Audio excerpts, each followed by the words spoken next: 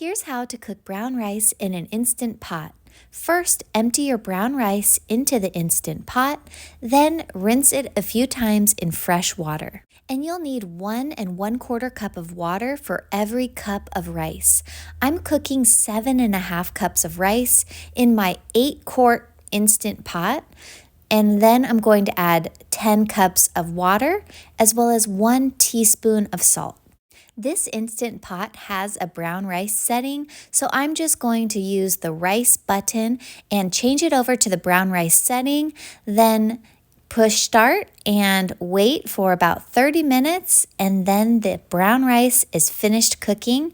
Make sure that you do a natural release and that all of the steam is released before you open the Instant Pot. Then I take a fork or a rice paddle and push the rice around a little bit to release the excess steam, and that's it. You can keep your rice warm in your Instant Pot if you prefer.